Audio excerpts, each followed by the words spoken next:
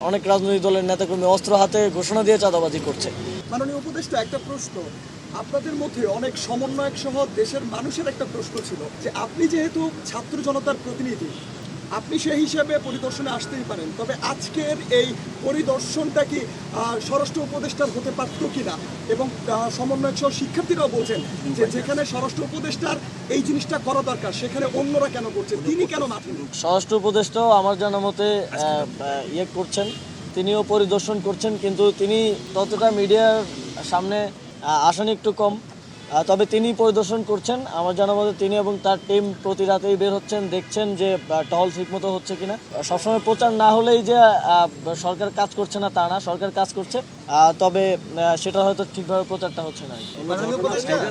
আপনি কি মনে করেন যে এখন যে ধরনের অপরাধগুলো হচ্ছে, বিগত সময়ে তো এত অপরাধ হয়নি, তাহলে এই অপরাধের পিছনে কি আসলে অন্য কোনো উদ্দেশ্য আছে, নাকি এটা ন্যাচারাল কোনো ব্যাপার? আমরা একটু স্ট্যাটিস্টিক্সটা যদি দেখি তাহলে আসল নাম্বারটা হয়তো আমরা বলতে পারবো। তবে যেটা হয় যে একটা ঘটনা ভাইরাল হলে কিংবা এটাকে কেন্দ্র করে এক ধরনের প্যানিক সৃষ্টি হয়ে যায়। প্যানিক সৃষ্টি হলে মনে হয় যে অনেক বেশি হয়তো অপরাধ হচ্ছে। তবে আমাদের সবসময় স্ট্যাটিস্টিক্সের উপর নির্ভর করা উচিত। আপনারা সাংবাদিকতা করেন, আপনাদের কাছেও আছে, আমাদের ল এনফোর্সিং এজেন্সিদের কাছেও আছে। অভিযোগ কী পরিমাণ পড়তেছে, কী ধরনের অপরাধ হচ্ছে, এটার গ্রাফটা কেমন, এগুলো দেখলে আসলে প্রকৃত চিত্রটা পাওয়া যায়। কারণ একটা ঘটনা সোশ্যাল মিডিয়ায় কিংবা অন্যান্যভাবে ভাইরাল হলে, এক ধরনের প্যানিক সৃষ্টি হলে মনে হয় যে অনেক বেশি অপরাধ হচ্ছে, কিন্তু এটা তো একটা স্পেসিফিক ঘটনা। তো আমার মনে হয় যে আমরা স্ট্যাটিস্টিক্স ধরে যদি কথা বলি তাহলে আমরা বলতে পারবো যে আসল পরিস্থিতিটা কী। তবে ছোটোখাটো অপরাধ যেটা আমি বললাম সেটা একটু বাড়ছে, তবে বড় ধরনের অপরাধগুলো সিগনিফিকেন্টলি কমে এসেছে। বিগত 6 মাসে যথেষ্ট উন্নতি হয়েছে। এই ছোটোখাটো অপরাধগুলোকেও এখন যেহেতু আমাদের ল এনফোর্সিং এজেন্সিস অ্যাড্রেস করছে, এটাও সিগনিফিকেন্টলি কমে আসবে।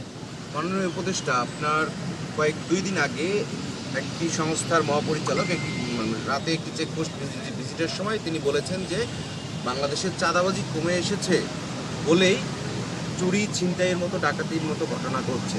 তাহলে আমরা মনে করি যে চাঁদাবাজিটা থাকলে এই জিনিসগুলো হতো না। এটা তার ব্যক্তিগত বক্তব্য হতে পারে।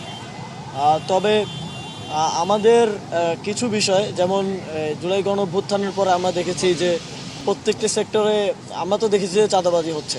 চাঁদাবাজি আবার নতুন করে দেখা গেছে শুধু আগের যারা কালেকশন করতো তাদের জায়গায় নতুন মানুষজন চলে এসেছে, এবং তাদের পেছনে রাজনৈতিক ইন্ধনও আছে।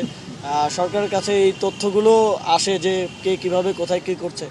তবে আমাদের আহ্বান থাকবে রাজনৈতিক কিংবা সামাজিক যারাই আছে নেতৃবৃন্দ, চাঁদাবাজিকে কোনোভাবে যেন প্রশ্রয় না দেওয়া হয়।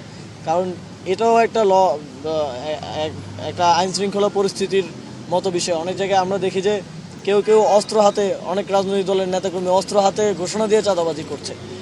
এগুলো আসলে অ্যানার্কি তৈরি করে এবং এটা বাকিদেরকেও ইন্সপায়ার করে এই ধরনের কাজ করার জন্য। তো আমরা যদি রাজনৈতিক জায়গা থেকে এই জিনিসগুলো ঘটে, সেক্ষেত্রে সরকারের জন্য আসলে আইনশৃঙ্খলা পরিস্থিতি কন্ট্রোল করাটা